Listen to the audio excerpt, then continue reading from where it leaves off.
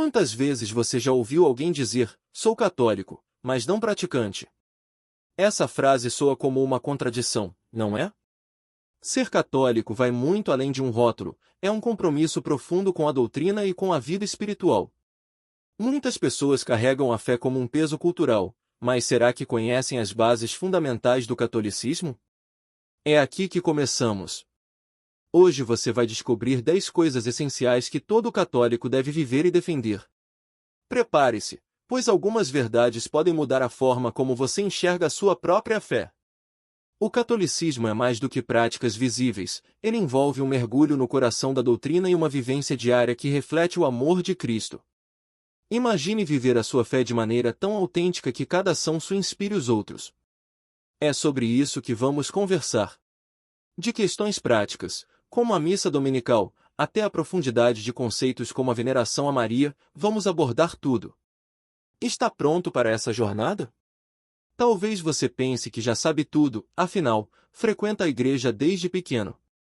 Mas será que conhece a verdadeira diferença entre venerar e adorar? Ou entende o papel da Bíblia na vida de um católico?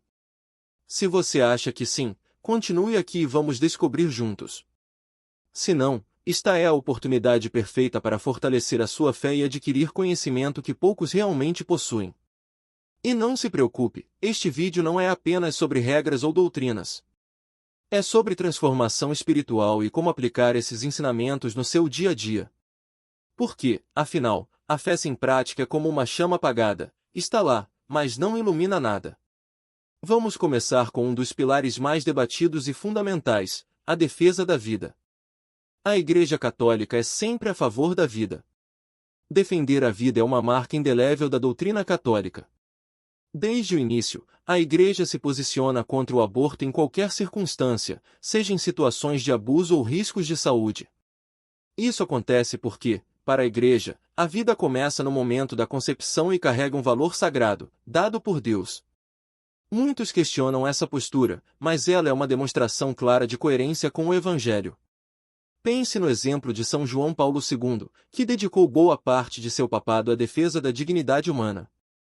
Ele não só pregava palavras bonitas, mas também promovia ações concretas para apoiar mães em situação de vulnerabilidade. Você pode fazer o mesmo. Que tal ajudar instituições que acolhem grávidas em dificuldade? Ou simplesmente educar as pessoas ao seu redor sobre o valor da vida? Defender a vida é um ato de coragem em tempos onde ela é tão relativizada. Você já parou para pensar em como essa postura vai na contramão do mundo moderno? Enquanto muitos veem o aborto como uma solução, a Igreja propõe algo muito mais revolucionário, o amor incondicional. É mais fácil desistir do que lutar, mas o católico é chamado a lutar pela vida sempre. Essa defesa é mais que uma opinião, é um mandamento de amor. E, por falar em amor, isso nos leva a um exemplo singular de devoção que merece ser entendido por todos, a relação com Maria Santíssima. Maria Santíssima não é uma deusa. A veneração a Maria é frequentemente mal compreendida, tanto dentro quanto fora da Igreja. Alguns pensam que os católicos a adoram, mas isso está longe da verdade. A adoração é para Deus, e somente para Ele. Maria ocupa um lugar especial porque ela é a mãe de Jesus, e por isso, merece um culto de veneração chamado hiperdulia. Essa relação é única e profundamente bíblica. Quantas vezes você já ouviu críticas de que rezar o terço é uma forma de idolatria? Nada mais distante da realidade. Rezar o terço é, na verdade, contemplar a vida de Cristo através dos olhos de sua mãe. É como uma criança aprendendo sobre o Pai a partir da experiência da mãe. Maria sempre aponta para Jesus, e isso nunca deve ser confundido. Mas como trazer essa veneração para o dia a dia? Que tal dedicar um momento do seu dia para refletir sobre as virtudes de Maria? Sua humildade, obediência e entrega são exemplos poderosos para todos nós. Além disso, compreender a diferença entre veneração e adoração nos ajuda a defender a fé contra críticas infundadas. Entender Maria como a Mãe de Deus nos conecta ao mistério da encarnação. E esse mistério tem reflexos práticos, como a abstinência, um pequeno sacrifício que reflete a imitação de Cristo em nossa rotina. A abstinência de carne toda sexta-feira. Você sabia que todas as sextas-feiras são dias de penitência? Muitos católicos acham que apenas a Sexta-feira Santa exige abstinência de carne, mas a verdade é que todas as sextas são marcadas por esse chamado ao sacrifício. Isso não significa apenas deixar de comer carne, mas também adotar um espírito de renúncia, substituindo-o por atos de caridade ou oração. Imagine a força espiritual que uma prática tão simples pode gerar. Ao abrir mão de algo que gostamos, somos convidados a lembrar do sacrifício de Cristo por nós. E se você não pode se abster de carne, que tal jejuar de outras coisas, como redes sociais ou algo que consuma muito do seu tempo? O importante é o espírito de entrega. Essa prática é, acima de tudo, um lembrete de que somos chamados a viver em constante comunhão com o sacrifício de Jesus.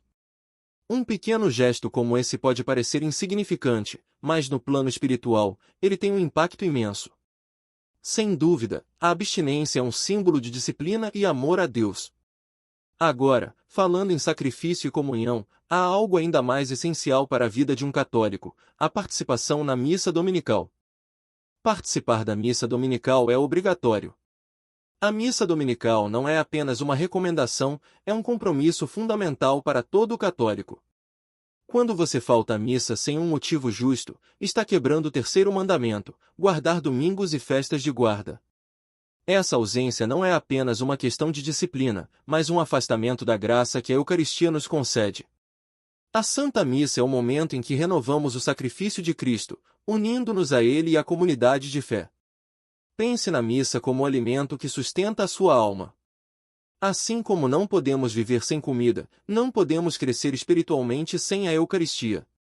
No entanto, participar de corpo presente não basta, é preciso estar de coração aberto. Se por acaso você deixou de ir à missa, a confissão é indispensável antes de voltar à comunhão. Este não é um detalhe pequeno, mas um dos aspectos mais sérios da fé católica. A Eucaristia é o corpo e o sangue de Cristo, e recebê-la sem a devida preparação é um grave erro. Essa preparação é, inclusive, parte dos mandamentos da Igreja, que estabelecem guias claros para vivermos a nossa fé. E, falando nisso, vamos mergulhar agora nos 5 mandamentos que todo católico deve conhecer e praticar. Os 5 mandamentos da Igreja. Os 5 mandamentos da Igreja são diretrizes essenciais para a vida católica. Eles incluem confessar-se ao menos uma vez por ano, comungar na Páscoa, guardar domingos e festas, ajudar a Igreja em suas necessidades e jejuar ou abster-se conforme orientado. Esses mandamentos não são restrições, mas um convite a uma vida mais alinhada com Cristo. Por exemplo, a confissão anual não deve ser vista como uma obrigação pesada, mas como uma oportunidade de receber a misericórdia de Deus. Muitos santos nos ensinam que a confissão frequente transforma a alma, permitindo-nos crescer na santidade. Já pensou em marcar uma confissão este mês e experimentar essa renovação? Outro mandamento importante é ajudar a Igreja em suas necessidades. Isso vai além de contribuições financeiras, envolve tempo, dedicação e apoio às obras sociais. Que tal procurar maneiras de servir na sua paróquia local? Pode ser algo simples, como voluntariar-se em um evento ou doar alimentos para os necessitados. Esses mandamentos são como uma bússola que nos orienta no caminho da fé. E, falando em orientação, nada nos guia melhor do que a presença do Espírito Santo em nossas vidas. O Espírito Santo é uma pessoa divina. Muitas vezes, o Espírito Santo é reduzido a um símbolo, como o fogo ou a pomba, mas ele é uma pessoa divina, parte da Santíssima Trindade. O Espírito Santo nos acompanha e age em nossas vidas, concedendo-nos dons como sabedoria, fortaleza e discernimento. Ele é o Consolador prometido por Cristo, aquele que nunca nos abandona. Pense na força do Espírito Santo em momentos de decisão ou dificuldade. Já experimentou orar pedindo clareza e sentir uma paz inexplicável? Isso é obra do Espírito Santo. Ele não apenas inspira, mas também fortalece nossa fé, ajudando-nos a enfrentar os desafios diários com coragem e amor. Para nos conectarmos mais profundamente com o Espírito Santo, práticas como a oração do Veni Creator Spiritus, Vinde, Espírito Criador, são poderosas. Você pode incluí-la em sua rotina e sentir os efeitos da presença divina de forma mais concreta. Afinal, ele é o elo que nos une ao Pai e ao Filho. E é esse elo que também sustenta a Igreja Católica, fundada por Jesus Cristo como um reflexo vivo do amor de Deus no mundo. Vamos explorar essa fundação histórica e espiritual no próximo tópico. A Igreja Católica foi fundada por Jesus Cristo. Ao contrário do que muitos acreditam, a Igreja Católica não foi fundada por Constantino ou qualquer outro personagem histórico. Ela foi instituída pelo próprio Jesus Cristo, como está registrado no Evangelho de Mateus, capítulo 16, versículo 18. Tu és Pedro, e sobre esta pedra edificarei a minha igreja. Essa promessa de Jesus é a base da nossa fé e da autoridade da Igreja. A escolha de Pedro como líder não foi por acaso, ele simboliza a unidade e a continuidade da missão de Cristo. Desde então, a sucessão apostólica garante que a Igreja permaneça fiel à sua missão. É impressionante pensar que participamos de uma tradição que tem mais de 2000 anos de história. Essa fundação não é apenas histórica, ela é espiritual. Quando você participa da vida da Igreja, está se unindo ao corpo místico de Cristo. Que tal estudar mais sobre a história da Igreja e entender como ela chegou até os dias de hoje? Livros como A Igreja dos Apóstolos podem te ajudar nesse caminho. E, como membros dessa Igreja, somos chamados a nos aprofundar na Palavra de Deus. A Bíblia, tão rica e transformadora, é nosso próximo ponto de reflexão. Ler e carregar a Bíblia é essencial para o católico. A Bíblia não é exclusividade dos protestantes, ela é a base da doutrina católica e deve ser lida e vivida por todos os católicos. Ela é a Palavra de Deus, um guia que nos mostra como viver segundo a vontade divina. Muitos desconhecem sua riqueza, mas dedicar tempo à leitura bíblica transforma a nossa relação com Deus. Já pensou em começar com os Evangelhos? Ler os ensinamentos de Jesus diretamente de suas palavras pode ser uma experiência reveladora. Uma boa dica é reservar 10 minutos diários para leitura e meditação. Experimente e veja como isso muda a sua perspectiva espiritual. Carregar a Bíblia consigo é um ato simbólico e prático. É como ter uma carta de amor divina sempre à mão. Que tal manter uma Bíblia em sua bolsa ou no celular? Assim, você pode se conectar com Deus em qualquer lugar. Mas a fé vai além da leitura, ela é vivida em ações e escolhas. E isso inclui refletir sobre como nos relacionamos com os outros. Ficar, por exemplo, é uma prática que vai contra os valores cristãos.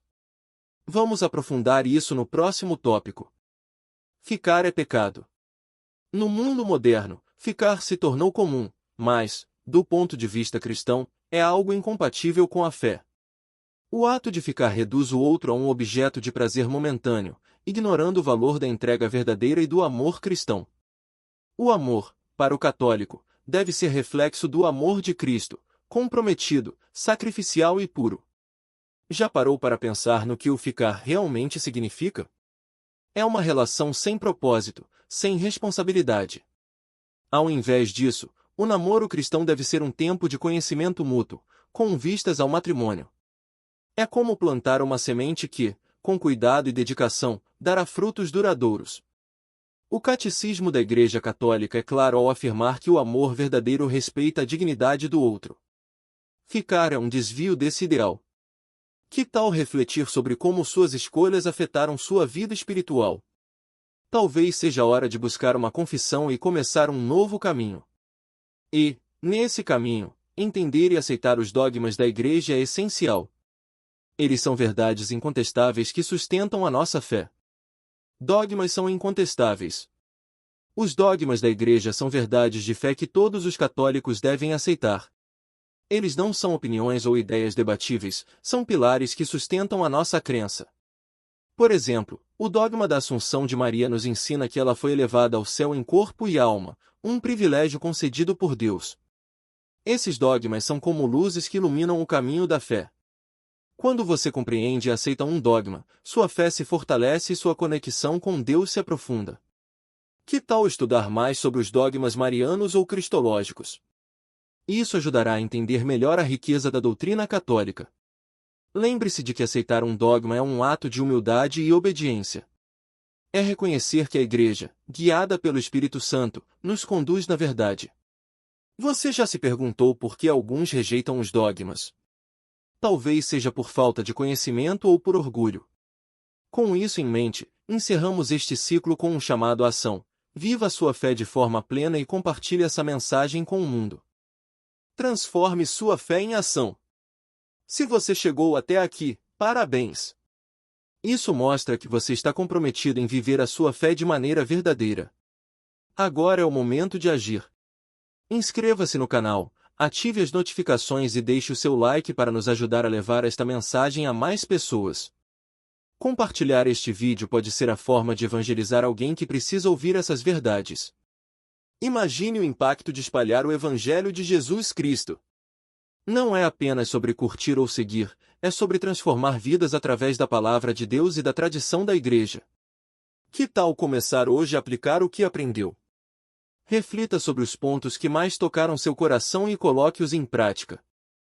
Seja no cuidado com a vida, no respeito aos dogmas ou na dedicação à missa dominical, cada pequeno gesto conta.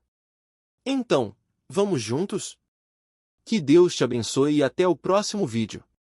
Estamos apenas começando uma jornada incrível na fé católica.